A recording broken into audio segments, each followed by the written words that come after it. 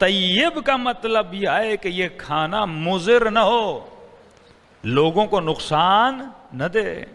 آج جو اللہ نے ہمیں زندگی 90 سال کی دی ہے، لیکن ہم غلط چیزیں کھا کر اپنی زندگیوں کو 60 سال پہ لا لیتے ہیں۔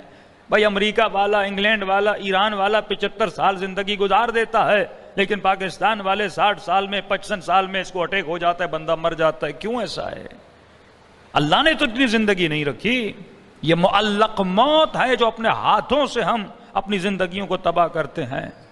معصوم فرماتے علی والا جتنی لمبی زندگی جیے اتنے ثواب کمائے گا نا، اور جتنا ثواب کمائے گا آخرت میں اتنا اجر ہے۔ یہ جوان بچے مر جاتے ہیں کیونکہ ہم نے زندگی اہل بیت سے کچھ سیکھا نہیں ہے۔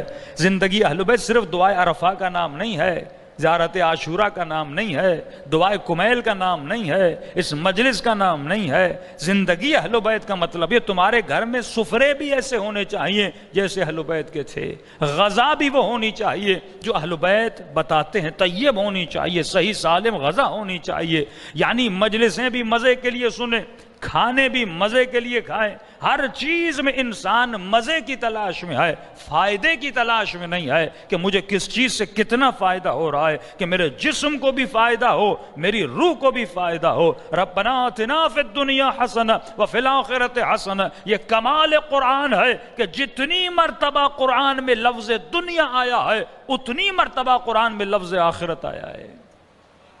یعنی جتنا اپنی دنیا کے لیے محنت کرو اتنی ہی اپنی آخرت کے لیے محنت کرو۔ یہ امانت الہی ہے جو اللہ نے جسم دیا ہے، لیکن ہم جسم کا خیال نہیں رکھتے۔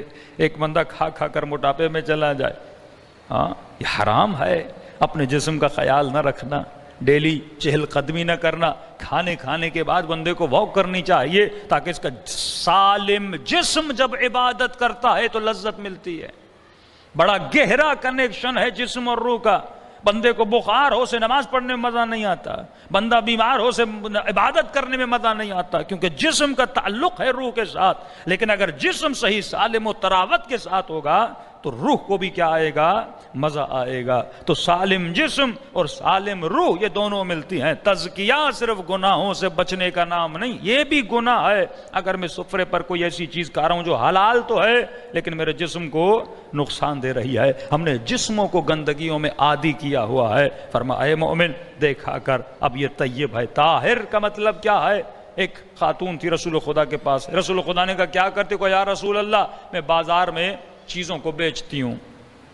یا رسول اللہ میری کمائی حلال کی ہے نا؟